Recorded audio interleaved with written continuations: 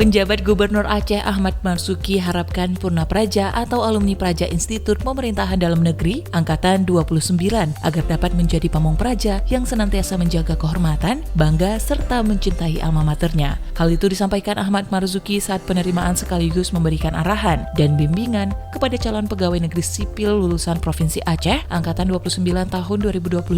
di Anjong Monmata pada Rabu 10 Agustus 2022. Turut mendampingi PJ Gubernur Aceh Asisten Bidang Administrasi Umum, Kepala Badan Kepegawaian Aceh, Kepala Badan Kesatuan Bangsa dan Politik, Kepala Dinas Sosial, Kepala Dinas Pemberdayaan Masyarakat dan Kampung Aceh, dan Ketua Ikatan Keluarga Alumni Pendidikan Tinggi Kepamong Prajaan atau IKPTK Aceh. Kepada para purna praja yang akan melaksanakan orientasi tugas di lingkungan pemerintah Aceh, PJ Gubernur ingatkan agar mereka tetap memegang teguh idealisme kerja kepamong prajaan yang menjunjung tinggi integritas, siap bergotong royong, siap melayani masyarakat, serta menjadi motor bagi gerakan perubahan di lingkungan sekitar. Dengan begitu, para purna praja dapat membangun sistem atau lingkungan pemerintahan yang lebih bersih dan berkualitas dengan program-program pembangunan yang efektif dan tepat sasaran.